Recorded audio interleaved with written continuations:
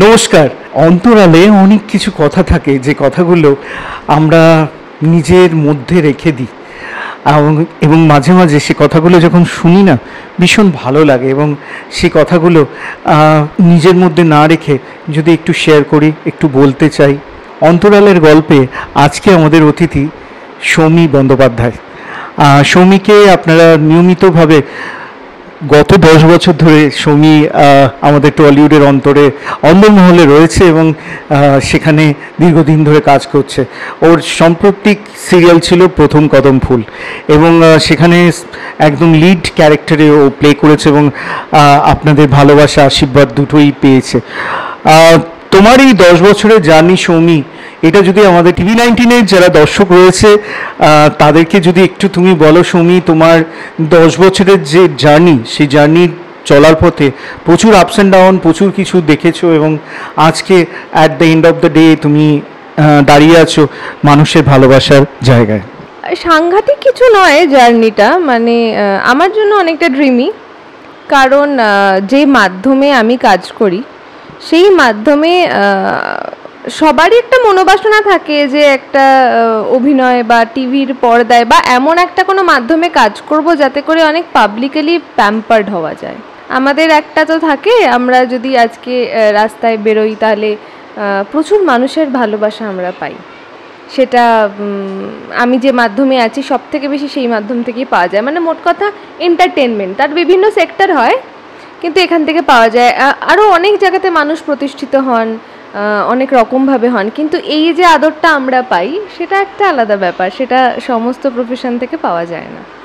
তো সেখানে আমি যে কাজ করতে পারছি বা আমার কাছে কাজ আসছে বা সুযোগ পাচ্ছি আরও কাজ করার, এটাতে তো আমি নিজেকে সত্যি ব্লেসড বলেই মনে করি। 10 বছর আগে মোদ্দা কথা ছোটোর থেকেই যেরকম সবাই ভাবে আমিও ভেবেছি অভিনয় করব, এই ভাবাটাকে আমি কন্টিনিউ করেছি। মানে পরবর্তীতে আমার মনে হয় যে আমি অভিনয়ই করব, অভিনয়টাই করতে চাই, এটা আমি খুব ভালোবেসে করব।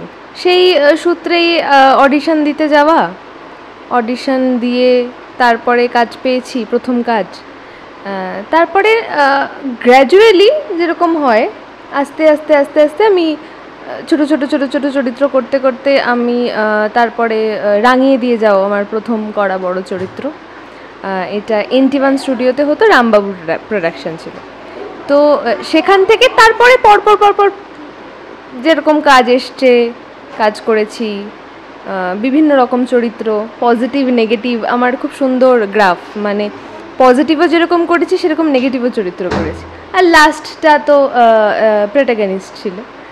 তো এই হচ্ছে জার্নি। 10 বছর এখন না পেছন দিকে তাকালে যে 10 বছর হয়েছে এটা মানতে আমার খুব 10 বছর হয়ে গেল এরকম মনে হয়, তো মনে হয় 10 বছরই তো হয়েছে, আরও অনেক বছর পার করতে হবে।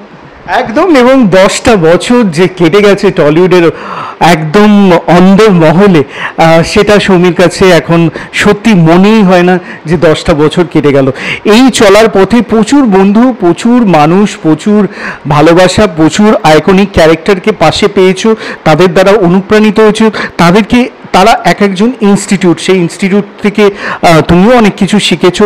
তাদের মধ্যে কিছু মানুষ যারা তোমার চলার পথে পাথেয় এবং তাদের অনুপ্রেরণাতে আজও তুমি এগিয়ে চলছো, তাদেরকে কাউকে তোমার বিশেষভাবে কিছু বলতে চাও? আলাদা করে ওরকমভাবে বলাটা আমার জন্য সত্যি খুব শক্ত, কারণ আমি সত্যি যতগুলো প্রজেক্টে কাজ করেছি, আমি না একটা কোথাও আমি সাবিত্রী চ্যাটার্জির সাথে কাজ করতে পেরেছি। আমি একটা লীনা গঙ্গোপাধ্যায়ের একটা সাথে আমি 2-3টে প্রজেক্ট করেছি। তো সেখানে সাবু আন্টির সাথে কাজ করতে পারার চূড়ান্ত, মানে এটা আমার কাছে আমি কি করে বোঝাবো যে আমার মনে হয় একটা প্রচণ্ড কিছু, মানে এটা একটা অ্যাওয়ার্ড।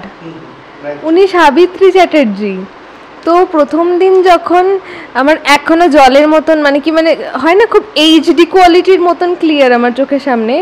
তো আমি মেকআপ রুমে বসেছিলাম, ময়ূরপঙ্খী বলে একটি সিরিয়াল হতো স্টার জলসাতে, সেই সিরিয়ালের প্রথম দিন শুটিং। বসে আছি মেকআপ রুমে, দরজা খুলে ভদ্রমহিলা ভেতরে এলেন, আমি উঠে দাঁড়ালাম, মানে কেন উঠে দাঁড়িয়েছি জানি না, দাঁড়িয়েই আছি। সাবু আন্টি কিন্তু বসেছে, মেকআপ করছে, চুল বাজছে। আমার মনে হচ্ছে আমি যদি বসে পড়ি তাহলে কি ওনাকে আমি ডিসরেসপেক্ট করে ফেলবো। মানে উনি যে ঘরটায় বসবেন আমি সেই ঘরটাতে মানে যোগ্যতার থেকে বেশি পাওনা বলে আমার মনে হচ্ছে তখন। মানে আমি একটুখানি কি লাফাবো, কী করে বোঝাবো লোককে যে আমার কতটা এক্সাইটমেন্ট হচ্ছে বা কতটা আমার সাবিত্রী চ্যাটার্জি, মানে বুঝতে পারছি না। কিন্তু এত ভালো মানুষ, হ্যাঁ মানে বাড়ি থেকে রান্না করে নিয়ে এসেও খাবার খাইয়েছে সাবু আন্টি। এই বয়সেও দাঁড়িয়ে উনি যে পারফরমেন্সগুলো দেন, আমার দেখা ওনার গ্লিসারিন লাগে না কাদার জন্য কোনো সিনে।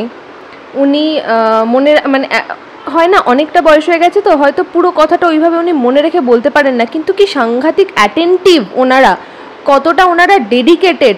ওই প্রজেক্টেই সন্তু জেঠু ছিলেন, আমি ওনারই মানে রীনা গঙ্গোপাধ্যায়ের ওখানে আমি শঙ্কর চক্রবর্তীর সাথে লাবুদির সাথে কাজ করেছি, মানে এনাদের সাথে কাজ করেছি।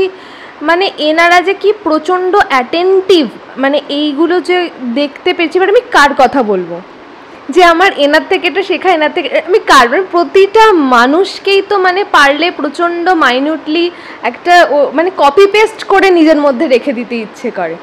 আর যদি বলি যে আমি এরম ভালো মানুষ কোথাও দেখিনি, তাহলে সেটা আমি বলবো চুমকি দি।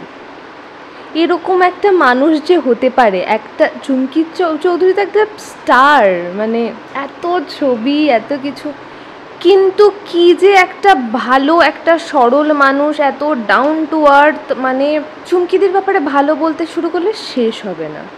তনুকাদি, রোহিত দা, দেবোত্তম দা, আমি কাকে বাদ দেবো? মানে ইচ অ্যান্ড এভরি পারসন আমার, মানে আমি ভেরি মাচ লাকি। আমি প্রতিটা মানুষের সঙ্গে কাজ করেছি এবং আমি তো এই ক্যারিয়ার শুরু করেছি, ওনারা কবে থেকে কাজ করছেন, ওনারা কতগুলো মাধ্যমে কাজ করেছেন। তো তাদের সঙ্গে কাজ করতে পারা মানেও না কিছু না কিছু অটোমেটিক্যালি ভেতরে ঢুকে যায়। আলাদা করে এনার থেকে এটা নিলাম, ওনার থেকে ওটা নিলাম, এটা বাদটা কী দেবো, সবটাই তো মানে মনে হয় ভেতরেই রেখে দিই। সৌমির সঙ্গে কথা বলতে বলতে অন্তরালের গল্পে আরও কিছু টুইস্ট নিশ্চয়ই বাকি আছে, যেটা সৌমির কাছ থেকে জানবো।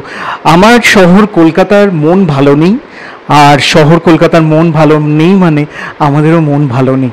ব্যাক টু ব্যাক কিছু ঘটনা শহরের মনকে খুব বিষাদময় করে তুলেছে। তুমি একজন কলকাতা নাগরিক হিসেবে কি বলবে? এটাই না খুব একটা শক্ত উত্তর হয়ে যায় আমার জন্য, কি বলবো না বুঝতে পারি না। মানে ভীষণই দুর্ভাগ্যজনক, আর খুব মানে আমার খুব মানে লজ্জাও করে এই বিষয়ে কথা বলতে। লজ্জা এই কারণেই করে যে মানে আমরা কি এগোচ্ছি সামনের দিকে না পেছন দিকে পিছিয়ে যাচ্ছি, এটা বোঝা খুব শক্ত হয়ে যাচ্ছে। কি মানে এটা নিয়ে যে কি বলবো এটাই বুঝে উঠতে পারি না। আমার যেরকম ভীষণ মনে হয় যে এত অপরাধ হচ্ছে বা যাই হচ্ছে, তো একটা মানে এর না মানে সবাই মিলে বসে একে অপরকে দোষারোপ না করে সবাই মিলে বসে একটা সুস্থ সমাধান বের করা উচিত। কারণ উন্নতি তো হতে পারে না, এটাকে তো উন্নতি বলে না, এটাকে উন্নতি বলাই যায় না। মানে কেন এরকম একটা অপরাধের কথা মানুষের মাথায় আসছে, কেন এটা ভাবতে হবে। কেন এরকমভাবে মানে এইটা করে কি হয়? তাহলে কি তাদের চিকিৎসা প্রয়োজন? তাহলে কত লোকের চিকিৎসা প্রয়োজন? এটা তো আমরা প্রোভাইড করতে নিশ্চয়ই আজকে শুরু করলে এত লোককে চিকিৎসা করা সম্ভব না, কারণ এরা তো সুস্থ মানুষ নন, একদম হতে পারেন না। কিছু তো এটা সুস্থ মানসিকতার মানুষ কি এরকম একটা ক্রাইম করতে পারে, বা যে কোনো ক্রাইম করতে পারে তাকে তো একটা ক্রিমিনাল মেন্টালিটির হতে হয়। এখন সব ক্রিমিনাল মেন্টালিটির মানুষকে আমরা শোধরাতে বসতে পারবো না। আমার মনে হয় একটা দৃষ্টান্তমূলক শাস্তি থাকা দরকার, যে এই ধরনের কাজ করতে গেলে মানুষের যাতে একটু ভয় হয়। একদম। এবং আগামীতেই আমাদের প্রশাসনিক এবং আমাদের মহামান্য আদালতের প্রতি আমাদের সবার সম্মান এবং আমাদের আশা আছে বিচার পাবে এবং অপরাধী অবশ্যই শাস্তি পাবে। আমাদের ব্যক্তিগত জীবনে প্রচুর ঘাত প্রতিঘাত আমরা প্রতিনিয়ত সহ্য করে আমরা চলছি। আমাদের ব্যক্তিগত জীবনেও অনেক কষ্ট আমাদেরকে সহ্য করতে হয়। তার মধ্যে সবচেয়ে বড় কষ্ট হচ্ছে সম্পর্কের ভাঙন এবং একটা রিলেশনশিপ যেটা খুব কষ্ট করে তৈরি করা, এবং সে তার মধ্যে নিজের জীবনটাও ওর মধ্যে জড়িত আছে। একটা সম্পর্ক তৈরি করা, আমার হাজব্যান্ড, আমার স্বামী, আমার পরিবার, সেখান থেকে হট করে একটা সকালে আমি জানলাম সেই সম্পর্ক থেকে আমি বেরিয়ে এসেছি এবং তিনিও তার মতন করে চলা শুরু করেছে। তোমারও জীবনে এরকমই একটা জীবনে ঘটেছে যেটা খুবই মর্মান্তিক। তো এই প্রসঙ্গে তুমি কি বলবে যে সম্পর্কের এই কষ্টটা, যে কষ্টটা প্রত্যেকের মানুষের জীবনে না আসুক এই প্রার্থনা করি। আমার মনে হয় এগুলো তো প্রতিটা মানুষের উপর ডিপেন্ড করে। আমি আমার জীবন থেকে কি চাই, তুমি তোমার জীবন থেকে কি চাও, বা আমার কতটা ক্রাইটেরিয়া বাঁচার জন্য, এটা ম্যান টু ম্যান ভ্যারি করে। এখানে দোষারোপ করার মতো কিছু থাকে না, আবার জোর করে বলা বা কিছু, বা আমি খুব একটা পছন্দ করি না, মানে খুব পার্সোনাল ব্যাপারটাকে ইলাবোরেট করে সামনে, কারণ একটা ব্যক্তি জীবন তো রাখতেই হয়, কারণ না হলে পরে সম্ভব না। সবটাই যদি সবাই, যে কোনো মানুষ এসে বা যে কোনো জায়গাতে যদি ইন্টারফেয়ার করতে পারে, তাহলে মানুষের কোথাও একটা নিজের যেটা আমি, যেই খোলসটা ছাড়া আমি, সেটাকে মেনটেন করা খুব শক্ত হয়ে যায়। তাই আমি একটু প্রেফার করি যে যতটা আমার আমিটা আছে ততটা না ওপেন করা যায় বাইরে। তো সম্পর্ক কোনোদিনও একদিনে ভাঙে না, একদিনে হয়ও না। তো দুটোই একটা প্রসেস, সেই প্রসেস দিয়ে আমি গো থ্রু করেছি। কোনো মানুষই যখন কোনো সম্পর্কে আসেন, তখন এটা ভেবে আসেন না যে আমাকে এই সম্পর্কটা থেকে কোনো একদিন বেরোতে হবে। তো সম্পর্ক থেকে যখন আমি বেরোচ্ছি, সেটা কারোর জন্যই খুব একটা সুখদায়ক ঘটনা ঘটে না।